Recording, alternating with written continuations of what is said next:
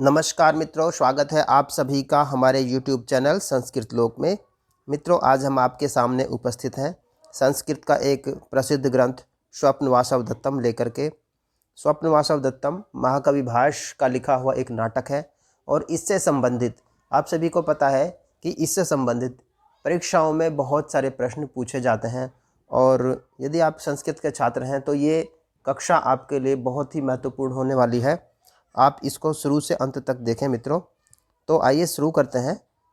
इस वीडियो में हम सबसे पहले आपके लिए स्वप्नवास दत्तम का परिचय देंगे और परिचय के बाद हम हर एक अंक का अलग अलग उसका जो सार है वो आपके सामने प्रस्तुत करेंगे और इसके अलावा हम आपके लिए इससे संबंधित और भी महत्वपूर्ण प्रश्न बताएंगे।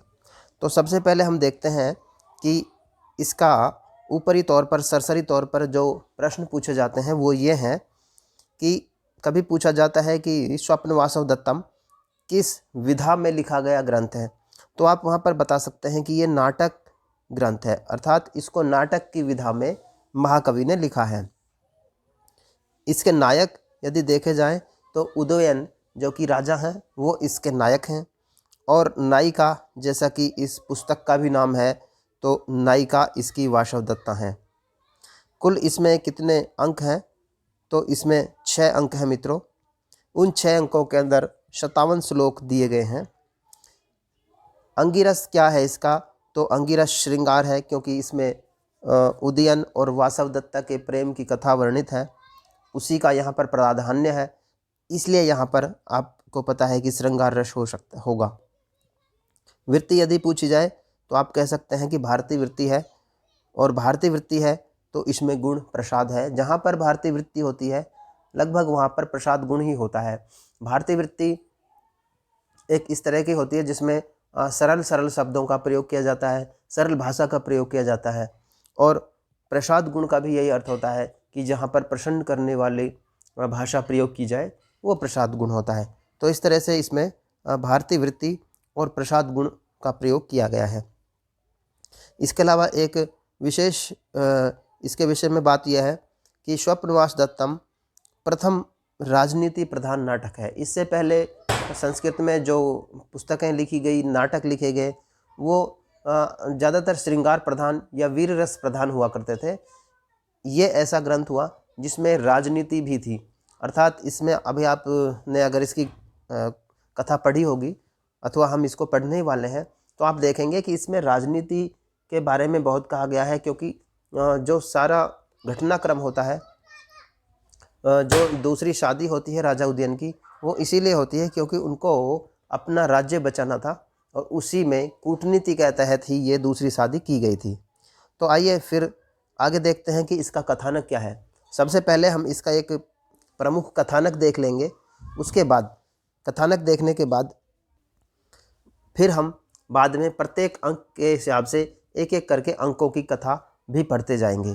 इसकी जो प्रमुख कथा है मित्रों, वो वत्स देश के राजा उदयन के चारों तरफ घूमती है।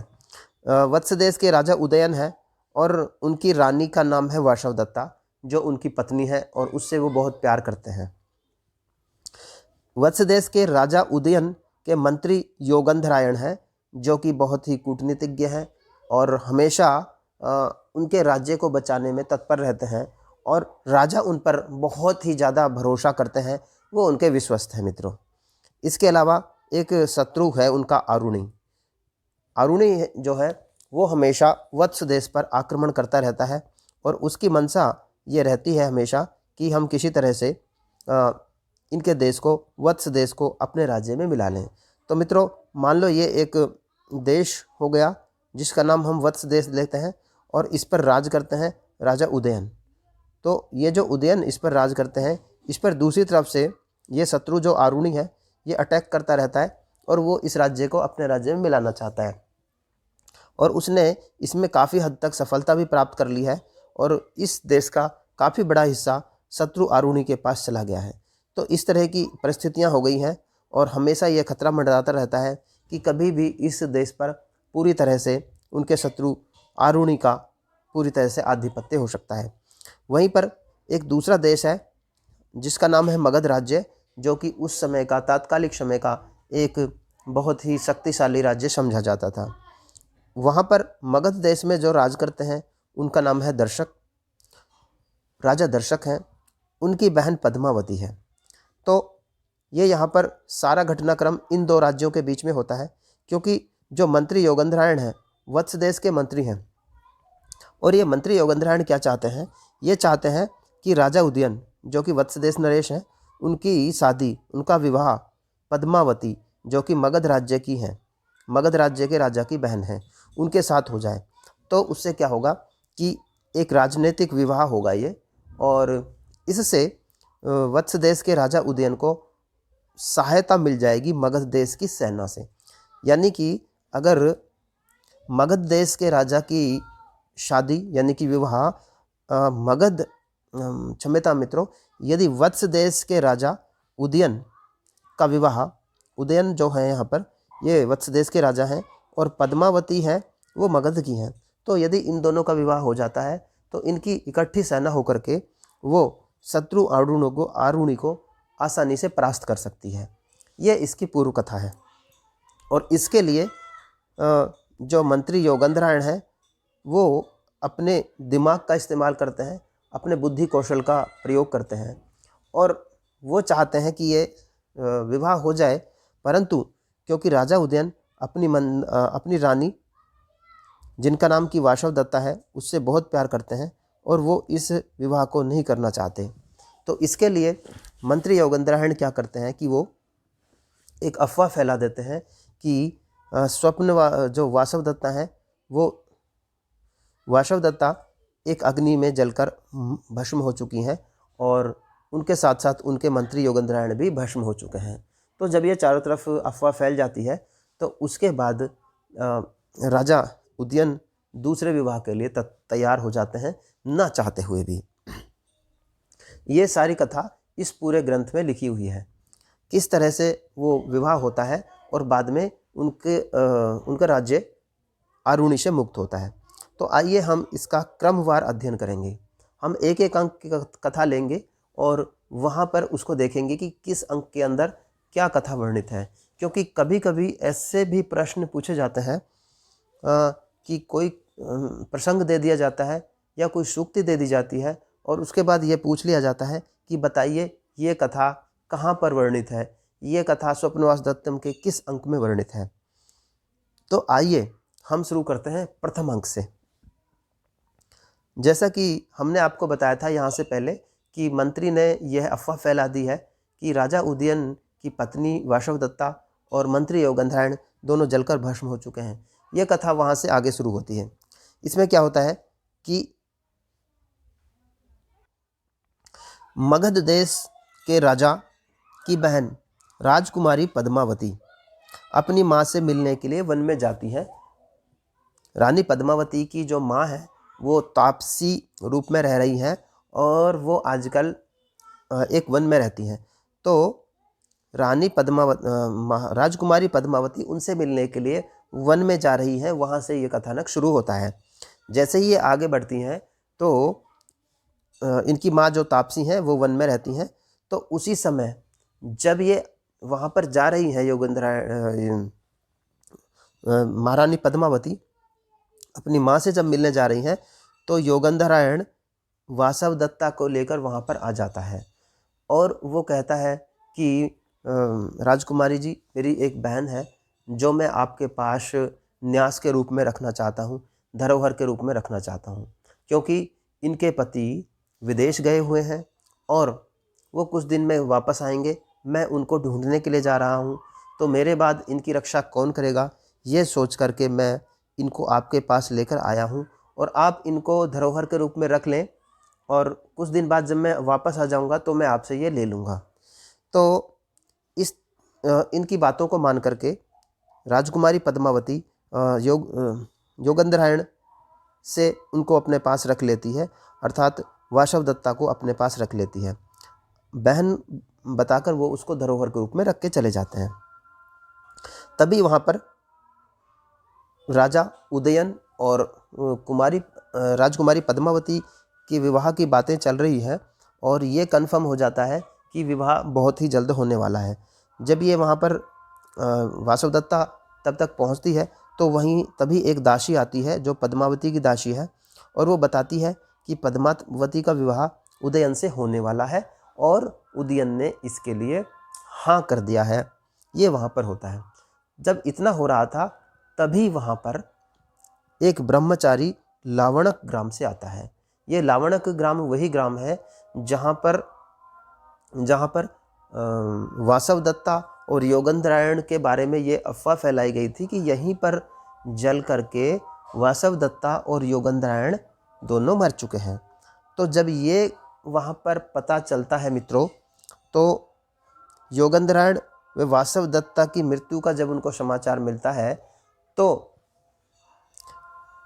राजकुमारी पद्मावती उससे ये खुश हो जाती है कि चलो अब मेरा जो विवाह है वो उनसे कंफर्म हो जाएगा। हालांकि दुख तो सभी को है, लेकिन विवाह की खुशी भी है। इस तरह से इस अंक के अंत में आते आते पद्मावती और वासवदत्ता उनका यहाँ से प्रस्थान हो जाएगा। लेकिन यहाँ पर वासवदत्ता एक नाम बदल कर रह रही है और वासवदत्ता यहाँ पर अपना नाम अवंतिका रख रही है। तो यहाँ वो जब तक भी रहेंगी उनका नाम अवंतिका ही रहेगा। ये हमारे प्रथम अंक की कथा थी। अब देखिए हम दूसरे अंक में आते हैं। दूसरे अंक में क्या होता है कि वासवदत्ता और पद्मावती दोनों का बहुत ही सखी भाव हो गया है। वो दोनों मित्र की तरह रह रही हैं, जैसे दो सखियां रहती हैं उसी तरह वो आपस में रहती हैं। और पद्मावती से वो हास परिहास करती रहती हैं, हंसी मजाक ठिठोली उनके चलते रहते हैं। इसके अलावा इसी अंक के अंत में, ये एक छोटा अंक है, इसी अंक के अंत में पद्मावती की जो उपमाता हैं वो विवाह तय होने की सूचना दे देती हैं। वो बताती हैं कि विवाह तय हो चुका है और ये विवाह आज ही संपन्न होना है। ये सूचना यहाँ पर द्वितीय अंक में मिल जाती है। अब हम तीसरे अंक में आते हैं। तो तीसरे अंक में पद्मावती का विवाह होना है, तो इसलिए पद्मावती उस विवाह से बहुत प्रसन्न है और वो चाहती हैं कि ये विवाह आज ही पूर्ण हो जाए।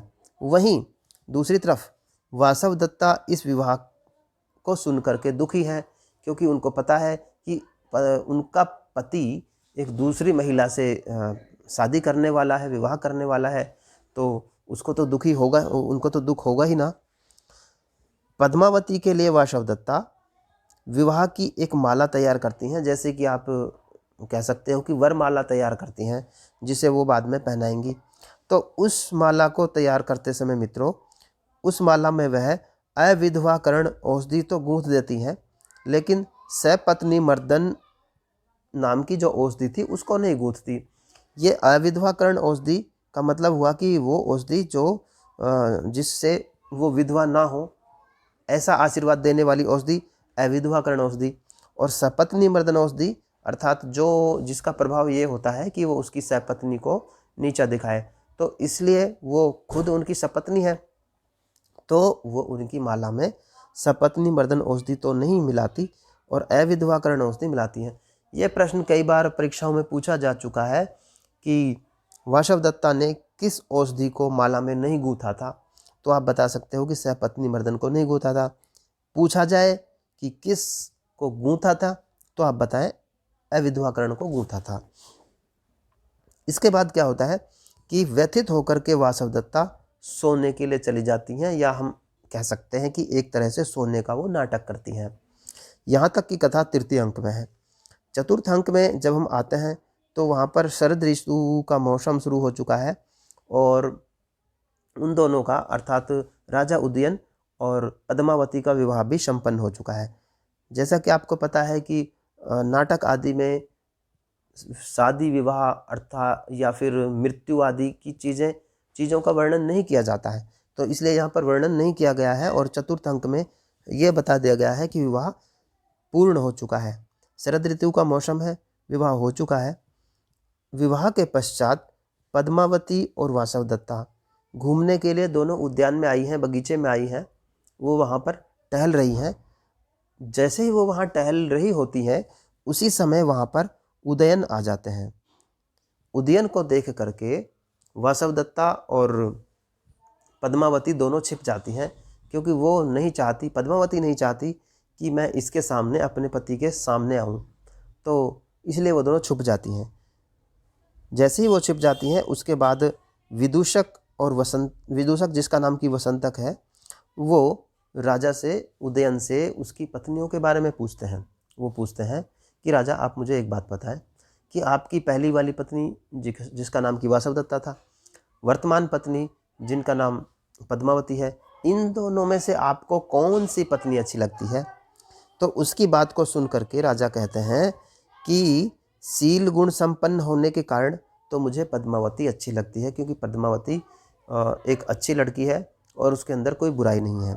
लेकिन उसके बावजूद भी वासवदत्ता की तरफ मेरा मन खिंचा हुआ रहता है, क्योंकि वासवदत्ता से मैंने प्रेम किया था, वासवदत्ता मेरा पहला प्यार थी, इसलिए मैं वासवदत्ता को कभी नहीं भूल सकता। तो उनकी बातों को सुन करके दोनों ही खुश हो जाती हैं, क्योंकि उनकी बातें छिप करके वासवदत्ता और पद्मावती दोनों सुन रही हैं। तो पद्मावती तो इसलिए खुश हो जाती है क्योंकि राजा उनके शील गुण की प्रशंसा कर रहे हैं और वो कहते हैं कि मैं उनसे प्यार करता हूँ। वहीं वासवदत्ता इसलिए खुश होती हैं क्योंकि वासवदत्ता के लिए राजा ने कहा है कि मैं उनको नहीं भूल सकता और वो मेरा पहला प्यार है, उनकी तरफ मेरा मन खिंचा हुआ रहता है। वासवदत्ता की बात बुद्धि में आते ही राजा उदयन की आंखों में से अश्रुपात होने लगता है और उनके आंसू कुछ कुछ वहाँ पर निकलने लगते हैं। उनको रोते हुए देख करके तुरंत ही रानी पद्मावती सामने आ जाती हैं और वो उनसे रोने का कारण पूछती हैं। जब वो रो रहे होते हैं तो उनका जो विदूषक है जिसका नाम वसंतक है वो वहाँ पर नहीं होता है और पानी आदि लेने के लिए पास में गया हुआ होता है। लेकिन जैसे वो आता है तो रानी वहाँ उस समय ये पूछ रही होती हैं कि आप रो क्यों रहे हैं। उसी समय विदूषक जिसका नाम की वसंतक है वो कहता है कि ये रो नहीं रहे हैं, इनकी आंखों में कुछ गिर गया है इसलिए इनके आंसू आ गए हैं। उसकी बात को सुन करके पद्मावती संतुष्ट हो जाती है और इस तरह से वो वहाँ से चले जाते हैं। 5वां अंक शुरू होता है मित्रों। 5वां अंक जब शुरू होता है तो वहाँ पर पद्मावती जो कि राजा की पत्नी है वर्तमान रूप से, उनका स्वास्थ्य ठीक नहीं है और उनके सोने के लिए एक अलग से व्यवस्था की गई है कि ताकि ये सब शोर शराबे से दूर रह सकें और अपना स्वास्थ्य लाभ कर सकें। तो रानी वहाँ पर सोई हुई थी, उनके लिए अलग से एक शयन कक्ष की व्यवस्था थी। उनको देखने के लिए, उनका स्वास्थ्य जानने के लिए, उनसे मिलने के लिए राजा उदयन वहाँ पर जाते हैं। राजा उदयन जब वहाँ पर जाते हैं तब तक रानी पद्मावती वहाँ से निकल चुकी होती हैं और वो कमरा खाली होता है। जब वो देखते हैं कि यहाँ पर कोई नहीं है तो राजा वहाँ पर लेट जाते हैं और उनके साथ जो आए हुए वसंतक थे, विदूषक थे, वो वहाँ से निकल जाते हैं। राजा वहाँ पर लेटे हुए हैं और उन्होंने शायद कंबल ओढ़ा हुआ है।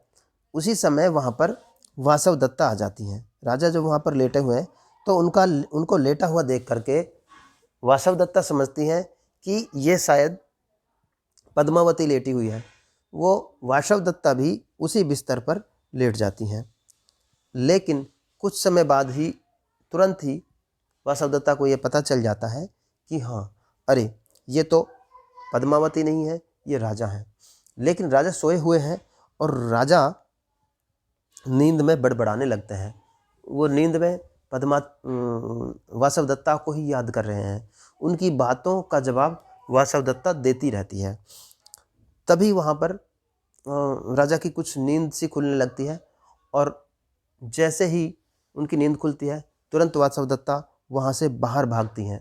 उनका पीछा करने के लिए राजा उनके पीछे पीछे दौड़ते हैं, लेकिन वो टकराते हैं और वहीं पर ज़मीन पर गिर जाते हैं। जब वो गिरे हुए थे उसी समय वहाँ पर वसंतक आ जाते हैं और वसंतक देखते हैं कि राजा गिरे हुए हैं। राजा उनको बताते हैं कि मैंने अभी अभी यहाँ पर वासवदत्ता को देखा है। लेकिन क्योंकि वासवदत्ता तो वहाँ से अदृश्य हो चुकी हैं तो वसंतक उनकी बात को नहीं मानते और वो कहते हैं कि राजा ये आपका भ्रम है और वासवदत्ता तो काफ़ी दिन पहले से मर चुकी है, तो ये आपके दिमाग का भ्रम हो सकता है, इसलिए आप यहाँ से चलिए। लेकिन बार बार राजा कहते रहते हैं कि नहीं, ये मेरा भ्रम नहीं है। इतना होता रहता है, तभी बाहर से आवाज़ आती है कि युद्ध के लिए प्रस्थान किया जा रहा है। युद्ध के लिए प्रस्थान की बात सुन करके राजा उस चीज़ को भूल जाते हैं और तुरंत युद्ध के लिए निकल लेते हैं। यहाँ पर स्वप्नवास दत्तम का 5वां अंक समाप्त होता है। छठा अंक जब शुरू होता है तो शुरू में ही हमें सूचना मिलती है कि संग्राम में विजय कर ली गई है और उसकी घोषणा की जा रही होती है। अर्थात दोनों सेनाओं ने मिलकर के, वत्स देश और मगध देश की सेनाओं ने मिलकर के आरुणी की सेना को हरा दिया था और उन्होंने संग्राम को जीत लिया था और उसकी उस समय घोषणा की जा रही थी। तभी राजा को घोषवती नाम की वीणा मिल गई है। अब ये घोषवती नाम की वीणा वही वीणा है जिसको वासवदत्ता बजाया करती थी।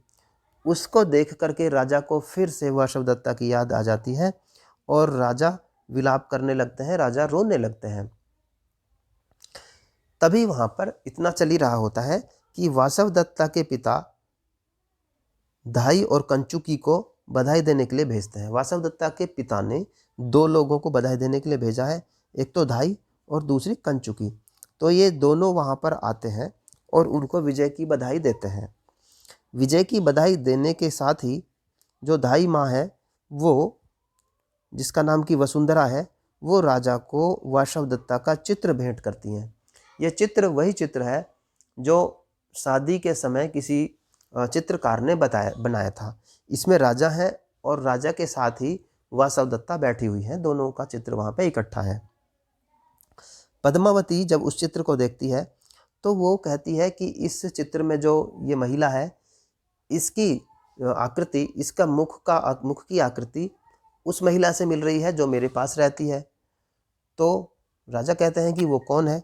तो इस तरह से जब ये बातें चली रही होती हैं तो उसी समय वहाँ पर योगंधरायण उपस्थित हो जाते हैं और योगंधरायण कहते हैं कि मुझे मेरी बहन को वापस दिया जाए, जिसे मैं आपके सामने धरोहर के रूप में छोड़ के गया था। इतनी बातें ही चली जाती हैं कि तभी वहाँ पर सभी लोग वासवदत्ता को पहचान लेते हैं, क्योंकि वहाँ पे वासवदत्ता आ जाती हैं।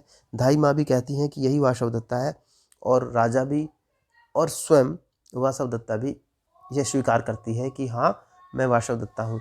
और तब योगंधरायण जो कि जिन्होंने कि सारा ये चीज़ें रची थी, सारा घटनाक्रम रचा था, योगंधरायण उनको सब सच सच बता देते हैं और राजा से ये क्षमा भी याचना करते हैं कि राजा हमें माफ़ किया जाए, हमने आपकी भलाई और राज्य की भलाई के लिए ये कार्य किया था। राजा सबको माफ़ करने का तो कोई बात ही नहीं थी, क्योंकि उन्होंने तो अच्छा ही किया था। तो राजा सबसे गले मिलता है और राजा वहाँ पर खुश होते हैं। इसके अलावा सभी लोग खुश होते हैं और इस तरह से ये घटनाक्रम समाप्त होता है।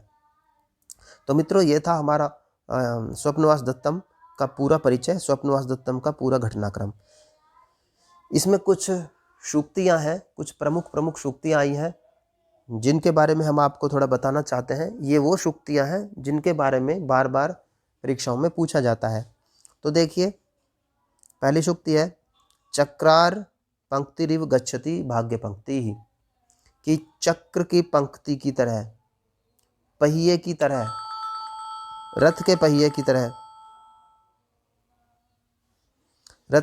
की तरह भाग्य की पंक्ति घूमती रहती है।